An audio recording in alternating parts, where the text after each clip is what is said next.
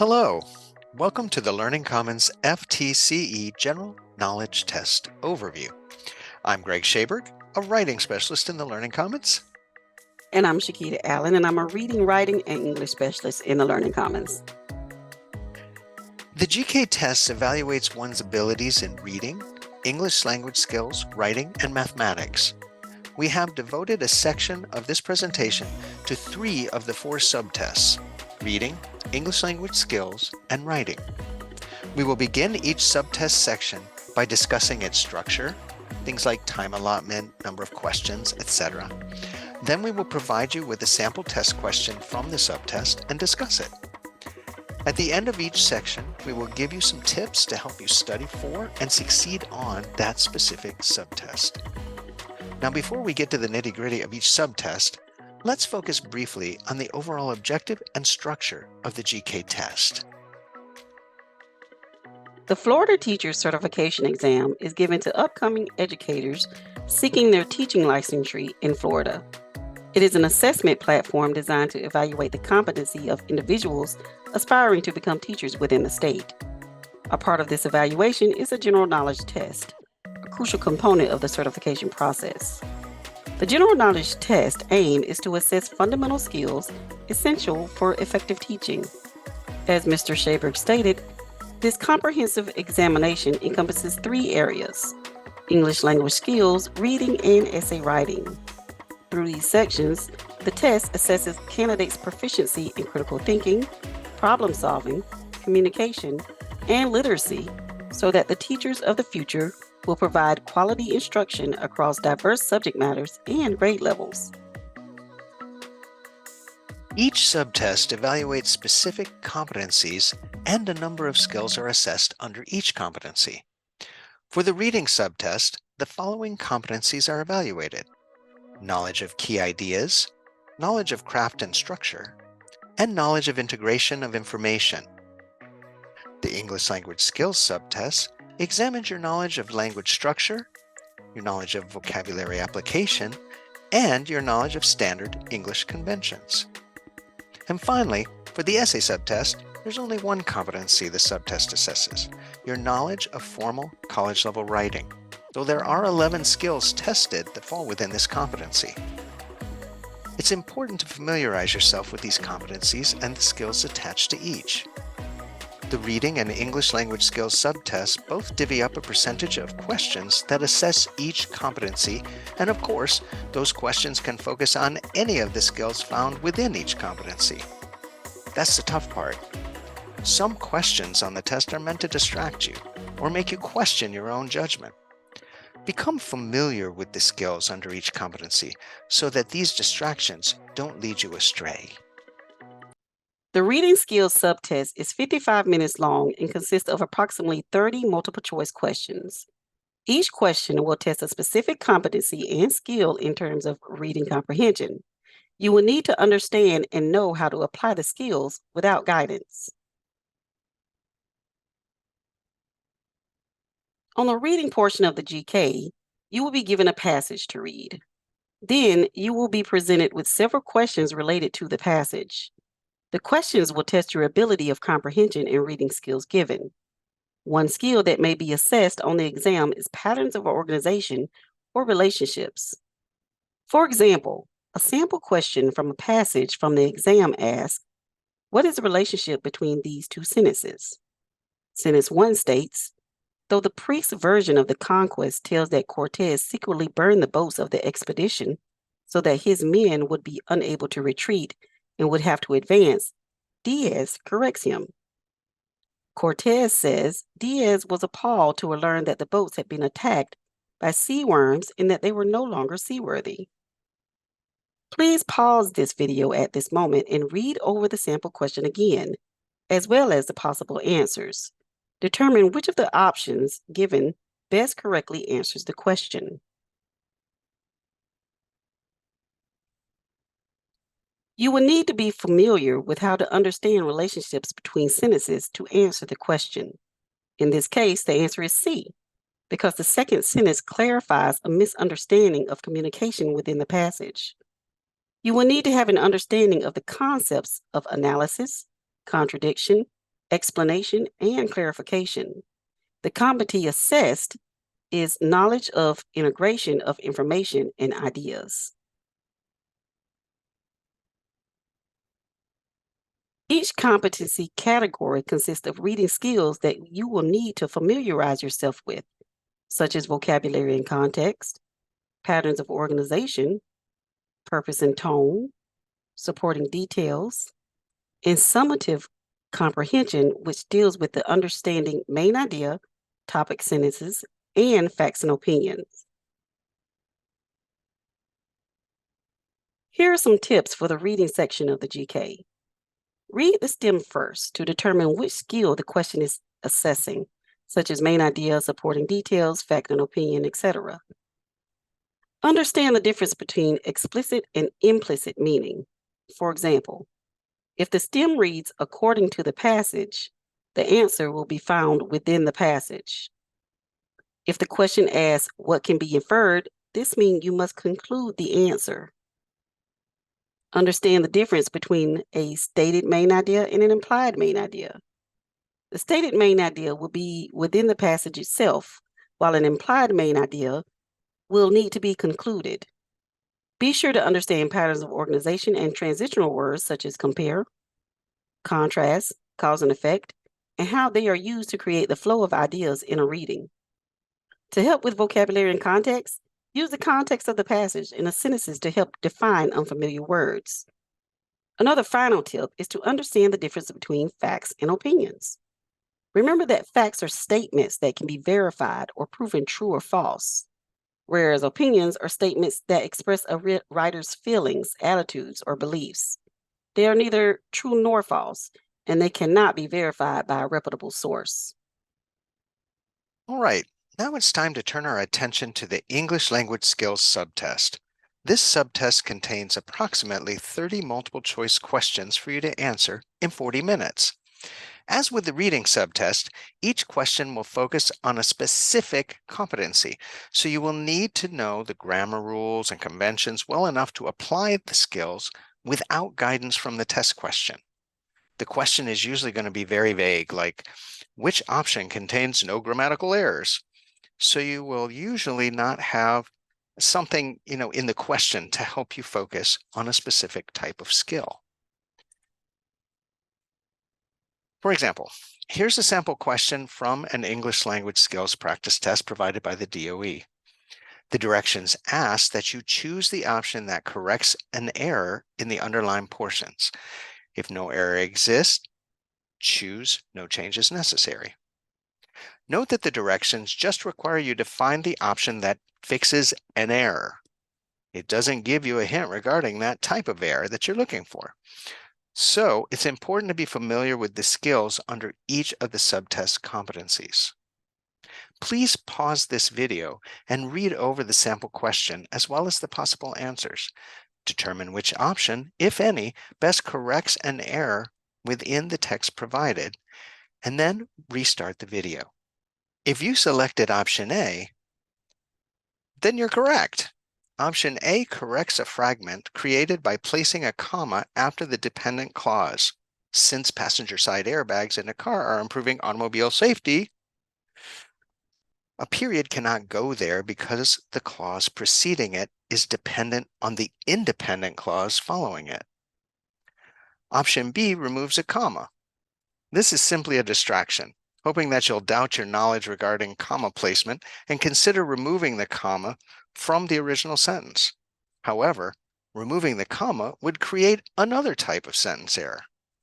A comma is needed before coordinating conjunction, for, and, nor, but, or, yet, or so, when that conjunction joins two complete sentences or independent clauses, which in this case, so does. Option C is tempting you to place a comma before for because this word can also function as a coordinating conjunction. However, in this sentence, for is a preposition, so there's no reason to place a comma before this preposition. The competency being evaluated is your ability to apply your knowledge of a variety of sentence structures, and the skill is your ability to apply knowledge of a variety of effective sentence structures. A fragment is not an effective sentence structure, but a complex sentence beginning with a dependent clause and ending with an independent clause is. Sentence structure is just one out of many skills that you will want to familiarize yourself with. A few additional skills needed are spelling, transitions, details, when you're talking about vocabulary, sentence structure, fragments, run-ons, comma splices, another example of a sentence structure skill. Consistency, which deals with modifiers, parallelism, verb tense, and punctuation, commas, semicolons, periods, quotation marks. These are, like I said, just a few of the skills needed. There are actually 19 skills assessed on this subtest. If you're struggling with any of these skills, please consider working with one of our tutors in the Learning Commons, either virtually or in person. We'll talk about how you can do this a little later in our presentation. So here are a few tips to consider while preparing for and taking the English language skills subtest. First, understand the structure and content of the test. While this overview we're providing helps some, the DOE has many online resources that'll help you better understand the structure of the exam. Also, take the practice test available on the DOE's GK information pages. It will give you a good idea of what to expect on the test. Read each question and all response options carefully before selecting an answer. While you don't want to linger too long, be sure to read each of the answer options to ensure you are selecting the best option. If you're unsure what a test item is looking for, try to find patterns within possible answer options to help you identify the skill being tested. For example, all options might contain items in a series, so the question might be looking for correct parallel structure. While the items don't always provide a clue, they sometimes do. Be sure to answer all questions you are reasonably certain about. You may mark any difficult questions for review and return to them within the time allotted for the subtest. When you're not certain of a correct answer, eliminate as many options as you can. Make an informed guess. And finally, you will not be penalized for incorrect options. It's to your advantage to answer all questions. For the essay subtest, you will have 50 minutes to plan, write, and proofread an original essay on the topic presented. Be sure that you read the topic carefully to make sure that you know what type of essay you are being asked to create. The essay will not be scored on your personal position or opinion, but rather scored on the following criteria: the focus, which is the main idea of your essay; the organization and support of your essay, where you will demonstrate strategies to create a consistent flow of ideas and provide relevant, adequate, and specific details to support your main idea; and the use of correct grammar, sentence structure, and English conventions. The first criterion the scorer considers when reading your essay is focus. If a reader doesn't understand the main point of an essay, then the author of the essay has failed in his or her attempt to communicate his or her ideas. One of the ways that writers help readers understand the focus of their essays is through their thesis statements. The thesis statement not only expresses the main idea of the essay, but also indicates the purpose of the essay: to analyze, to persuade, to explain, etc. The thesis statement can also present the main subtopics used to support the main idea in the body of the essay. Doing so previews the structure of the essay for the readers. Remember that a thesis statement is not a question. It's a statement. Let's look at the first example. Why is the confidence gap in women a significant issue? The question does not state the main point of the essay. Instead, it seems to be asking the reader for the main point. Also, the thesis statement, it needs to be narrowed and focused. Let's look at the second example. The confidence gap in the workplace is an issue affecting many professional women. That's a very broad focus to take for a 50-minute essay, right? Narrow your focus to better fit the requirements of the task. And of course, the thesis statement is not just simply stating a topic. In the third example, you see the confidence gap issue. Now, I don't think any of you would do this because you wouldn't want to end your intro with a big old fragment, nor would you want to state anything so vague. Create a complete, narrow, focused statement to end your introductory paragraph. One other thing to note, it's best to avoid announcing what you will or will not do in the essay. For example, try not to say, "In this essay, I will discuss," or "This essay will argue." I know that some of the sample essays that you see out there for this test have a thesis that begins this way. Try to write, though, without using this structure. Instead, just state the thesis. If your thesis is narrowed and focused, and your support is specific and logically organized, you do not need to tell your readers what you will do. They will fully understand what you're doing. In writing, the organization is how ideas are presented. Be sure that your essay has a logical and coherent flow or pattern that includes an introductory paragraph that provides background information of the topic and a thesis statement. Well-defined body paragraphs that include the topic sentence, examples, and explanations, and a concluding paragraph that sums up the importance of the focus and leaves your reader with a lasting dominant impression of the main idea. While constructing your body paragraphs, a few pointers are to begin with a topic sentence or one main point of analysis. Next, provide examples to support your topic sentence. Be sure to be specific to avoid ambiguity. Finally, provide an explanation statement that explains how or why your particular example or examples prove or is relevant to your controlling idea. The organization and support of your essay will go hand in hand. The introduction will include details that provide background information and let the reader know why the topic is of importance. The thesis statement is normally placed as the last sentence of the introductory paragraph. Although not required, a strategy to help organize ideas is to create a list thesis or a 3-point thesis that has your subtopics. For example, the following thesis statement about the confidence gap in the workplace reads, "The issue regarding women maintaining confidence in the workplace may stem from several factors, such as aiming for perfectionism, combating stereotypes, and breaking the glass ceiling." This 3-point thesis provides the framework or organization for the body paragraphs. In this case, the first body paragraph will include a topic sentence that introduces the first subtopic or point, which is aiming for perfectionism. The sentence reads, "Generally, women who strive for perfectionism struggle to develop the confidence as abiding character trait they possess." Next, include a specific example that supports the topic sentence.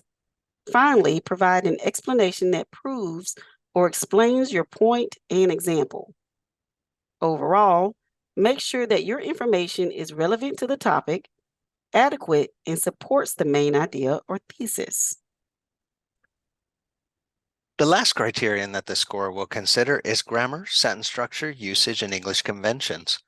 I really don't have to say much about these because these are all the same skills that are needed for the English language skills subtest. Just be sure to leave enough time at the end of the test to proofread your essay carefully. Here are some tips to help while preparing to complete the essay subtest. Be sure to understand what type of essay you are required to write from the prompt given. If you are being asked to analyze, compare and contrast, or argue a point, etc., because understanding the prompt will help you better organize your ideas and stay on topic. While you are organizing your ideas, make sure that you include specific and adequate enough information to support your thesis. Also, use transitions to move coherently and logically through ideas to make sure that you have a clear and concise essay. Also, don't spend too much time on your introduction and conclusion. Those are difficult paragraphs, yes, but your body is just as important as those 2 paragraphs. So don't waste too much time getting started or wrapping up.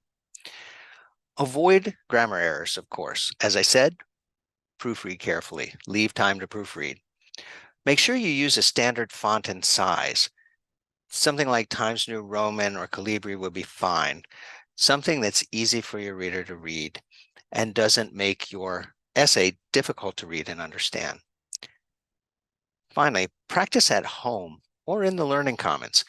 You can find practice topics both on the Department of Education website and in general GK test study guides. The Learning Commons is open Monday through Thursday, 7:30 a.m. to 7:30 p.m. and Friday, 7:30 a.m. to 5 p.m. There are no weekend hours. However, you are more than welcome to utilize the online Learning Commons resources to assist you with preparation for the GK exam. Tutors on the 2nd floor of the Learning Commons can help you in reading, English language skills, and writing. You can join a tutor in person or virtually. If you have questions about our services or about these subtests, Shakita and I have placed our email addresses on this slide so that you can reach out to us. To connect with us, sign in for a virtual conference by downloading the QList app on your phone, computer, or website. Please provide a phone number where you can be reached, and a receptionist will reach out to you to find out more information about what type of help you need. He or she will connect you with a tutor, and your virtual conference will be conducted over Zoom. If you come to Learning Commons to meet one of us in person, please check in at the 2nd floor reception desk, and the receptionist will make sure that you're placed with someone who can assist you. Now, some of the information gathered for this general overview came from the DOE's GK resource pages. If you haven't already, we encourage you to take a look at that information. They have really good information on that site, kind of talking about the structure and the scoring of the test. Also, you want to make sure that you take that practice test if you haven't already. That's all we have for now. The Learning Commons is in the process of developing more specific resources to assist students with various skills assessed on the GK test. Until those are released, we encourage you to reach out to our tutors to help you with any skills you feel need to be strengthened. Thank you so much for watching. Both of us want to wish you all the best on the GK test. Goodbye, everyone. Good luck.